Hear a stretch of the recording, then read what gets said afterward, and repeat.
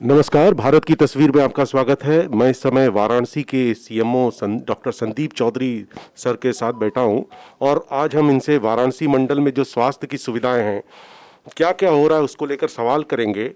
लेकिन सबसे पहले आपका मैं काशी में स्वागत इसलिए करना चाहता हूं कि मैं पहली बार आपसे मुलाकात कर रहा हूं और आपने प्रदेश के कई अस्पतालों में काम किया है। थोड़ी-सी अपनी जर्नी के बारे में सबसे पहले बताएँ। मैंने अपनी स्वास्थ्य सेवाएँ काशी से ही शुरुआत की थी यहाँ पर, और इसके बाद गाज़ीपुर में एक वहाँ पोस्टेड था। उसके बाद इलाहाबाद में तेज बहादुर सप्रू चिकित्सालय, जिला चिकित्सालय में वहाँ फिजिशियन के पद पे था।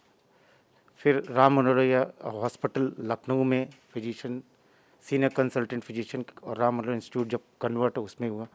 इसके बाद सीएमओ सिद्धार्थनगर मई के महीने में हुआ और 8 दिसंबर 2021 को सीएमओ वाराणसी के पद पर आया हूँ। सीएमओ वाराणसी के पद पर हैं तो आपको काशी कितनी रास आ रही है, क्योंकि ये तो बड़ा ही हाई प्रोफाइल जगह है। इस समय महादेव की नगरी है, लेकिन प्रधानमंत्री जी का संसदीय क्षेत्र है, तो कितनी बड़ी आपको जिम्मेदारी लग रही है यहाँ पे? काशी, जहाँ बाबा महादेव जी स्वयं वास करते हैं, तो ये नगरी तो जब बाबा की प्रिय है तो हर बाबा के भक्तों के लिए प्रिय होनी ही है, इसमें कोई शक नहीं है। बहुत प्यारी नगरी है और बाबा के आशीर्वाद से मैं यहाँ पर हूँ और उनके आशीर्वाद से कोशिश करूँगा कि स्वास्थ्य विभाग में जो भी सुधार कर सकूँ तो आगे करूँ। अगर आपसे मैं बात करूं कि जो सुविधाएं चल रही हैं सरकार की, बतौर सीएमओ आप क्या बताना चाहेंगे लोगों को कि क्या-क्या आप सुविधाएं अभी दे रहे हैं स्वास्थ्य के क्षेत्र में, क्या-क्या काम हो रहा है? स्वास्थ्य के क्षेत्र में पूर्व में जैसे भी परिवार कल्याण से संबंधित योजनाएं और एनएचएम के माध्यम से जो योजनाएं, और अभी विगत वर्षों में प्रधानमंत्री सुरक्षित मातृत्व वंदना योजना, आयुष्मान भारत योजना एवं अन्य लाभ जो एक स्वास्थ्य संबंधित योजनाओं के तहत है, वो पूर्ण सुविधाएं हम यहाँ पर देने आगे बढ़ाने की कोशिश कर रहे हैं और कोशिश करेंगे कि एक मिसाल कायम करें कि जैसे कि बनारस वासियों को कुछ से लाभ मिले और पूर्णतः उन्हें स्वास्थ्य से संबंधित चीज़ों की तकलीफ़ें दूर हों। कोरोना को लेकर वैक्सीन लगाया जा रहा है, वैक्सीनेशन का कार्यक्रम चल रहा है, तीसरी लहर की बात हुई। आप कितनी बड़ी चुनौती देख रहे हैं इसमें? कोरोना को लेकर अभी क्या ताज़ा अपडेट है, अगर आप बताना चाहें तो? अभी ताज़ा अपडेट है कि ये है कि हमारा ये थर्ड वेव अब तो लोअर डाउन हो रहा है या कम हो रहा है, और सबसे अच्छी बात थी कि इस वेव में हमें कोई भी अति गंभीर मरीज नहीं मिले जिन्हें ऑक्सीजन की आवश्यकता हो या जिन्हें कोमॉर्बिड कंडीशन हो या जिन्हें बहुत ज़्यादा परेशानियाँ हों। और लगभग 95% से ऊपर से लोग होम आइसोलेशन में ही घर में ठीक हो गए, और एक आध जो हमारी वो डेथ रिपोर्ट हुई है वो किसी और बीमारी से ग्रसित थे, जो गंभीर बीमारियां थी, 75 साल के थे, 85 साल के थे, और वो बीमारी के ग्रसित हो के विषय मूलतः उस बीमारी के ग्रसित थे। बाद में उन्हें कोविड पॉजिटिव आया, तो कुछ नाम मात्र के का तो हमारे डेथ रिपोर्ट हुई। अन्यथा हमारे यहाँ कोविड का बहुत ही अच्छा प्राविधान हमारे यहाँ आदरणीय जिलाधिकारी महोदय के निर्देश में हुए हैं। जैसे ICCC से हमारी जितने भी पॉजिटिव केसेस होते हैं उनके तुरंत कॉलिंग होती है, रैपिड रिस्पांस टीम जाती है, दवा का वितरण होता है, और अभी हमारा हाउस टू हाउस सर्वे 22 तारीख से चल रहा है, जिसमें हम अन्य कार्यों के साथ साथ जो सिम्टोमेटिक लोग हैं उनको चिन्हित कर रहे हैं और दवा वितरण वहीं पर कर दे रहे हैं। तो ये एक तरह से हमें बहुत सहयोग कर रहा है कि इस वेव को कंट्रोल करने में, और हमारी पूरी टीम उसमें लगी हुई है और नियंत्रण करने में पूर्णतः हम कोशिश है। 18 साल से जो कम उम्र के बच्चे हैं उनको वैक्सीन लगाया गया है, अभी कितना उसमें कामयाबी है, कितना काम बाकी है? जहाँ तक 18 साल से ऊपर की बात है उसमें हम 100% से ऊपर हो चुके हैं, और फर्स्ट डोज में, और सेकेंड डोज में हम 70% के आसपास आ गए हैं। जितने हमारे अब लक्षित लोग हैं वो संख्या बहुत कम होती जा रही है। ये तो 18 साल से ऊपर की बात है, और अभी जो नया 3 जनवरी से चालू हुआ है 15 साल से ऊपर से बच्चों का, उसमें भी हम 80% पूरा कवर कर चुके हैं, और हमारी लाइन लिस्ट बचे हुए बच्चों की भी पूरी हो चुकी है, और हम बहुत जल्द उनको भी कवर करके 100% हमारा ये कवरेज हो जाएगा वैक्सीनेशन के प्रोसेस में। आयुष्मान कार्ड योजना की बात हो रही है कि आयुष्मान कार्ड जो है बहुत से लोगों को शिकायत होती है कि हमें नहीं मिला, तो आप बताएं कि क्यों नहीं मिल पाता है लोगों को? क्या इसमें कुछ खामियां हैं या कुछ इसका एक नियम दिशा निर्देश है?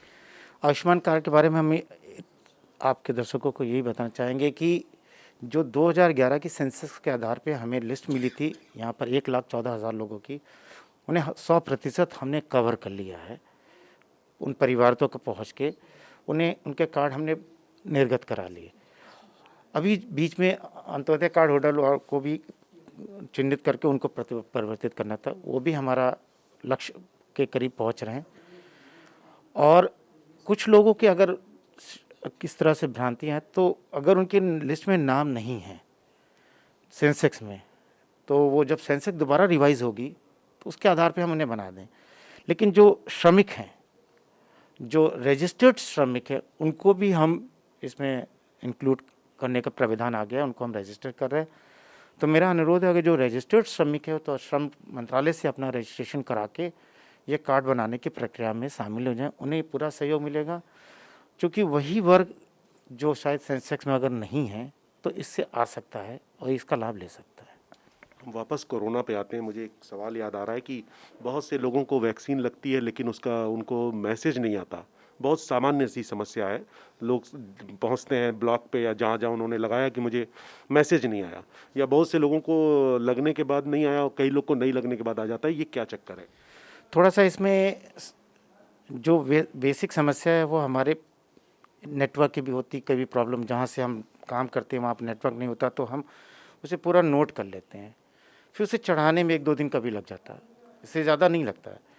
लेकिन कभी कभी ऐसा होता है कि जैसे किसी ने नंबर दिया, कुछ नंबर में हम किसी ने कुछ नंबर लिखा डालने में, तो थोड़ा सा उसमें पोर्टल में अपग्रेडेशंस या उस लेवल पर नहीं। और रही बात, जैसे कई बार ये भी देखा गया कि जिन्हें वैक्सीन नहीं लगी उनको भी मैसेज आया, तो हम ये कहना चाहते हैं उसमें परेशान ना हो, क्योंकि कभी जो पोर्टल एक नंबर पे 4 लोगों का रजिस्ट्रेशन कर सकता है, तो कभी कभी उसमें से एक का किसी हुआ तो कभी मैसेज सबको चला जाता है। तो ये पोर्टल की गड़बड़ियाँ हैं, ना कि व्यक्तिगत जामीन वहाँ पर हकीकत में।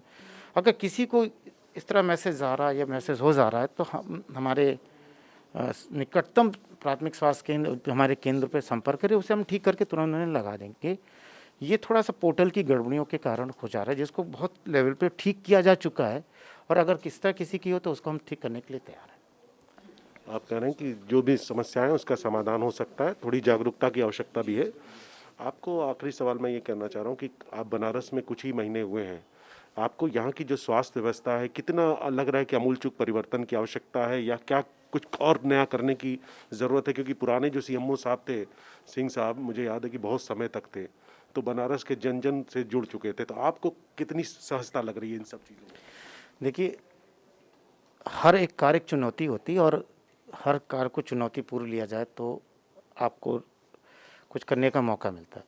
जहाँ तक स्वास्थ्य व्यवस्था की बात है, तो मैं पूर्णतः अपने दृष्टि से जहाँ जहाँ पे मुझे लगता है कि ये कुछ कमियाँ हैं, उस कमियों को ढूंढ कर उसको, एक उद्देश्य हमारा यही है कि जो हमारा अंतिम पंक्ति वाला व्यक्ति है उसको स्वास्थ्य सुविधाएं उसकी जगह पर मिल जाएं, सरलता से, सहजता से, और उसके बारे में वो जागरूक रहे। इस प्रयास को मेरे पूर्व लोगों ने भी किया, मैं भी इसको और आगे बढ़ाने की कोशिश करूंगा, और इसमें पूरे काशीवासियों का सहयोग भी चाहूँगा कि मुझे इसमें सहयोग दें, जैसे मैं सभी को ये सेवाएं स्वास्थ्य संबंधित देने में सक्षम हूँ। तो हम बात कर रहे थे डॉक्टर संदीप चौधरी, सीएमओ वाराणसी से, जो बड़ी ही सहजता के साथ बात बता रहे थे क्या क्या योजनाएं हैं सरकार की जो लोगों तक पहुंच रही हैं। और इन्होंने कहा कि अंतिम जो व्यक्ति है अगर उस तक ये योजना पहुंचती है स्वास्थ्य की, तो ये बड़ी कामयाबी मानी जाएगी। आप बने रहें भारत की तस्वीर के साथ।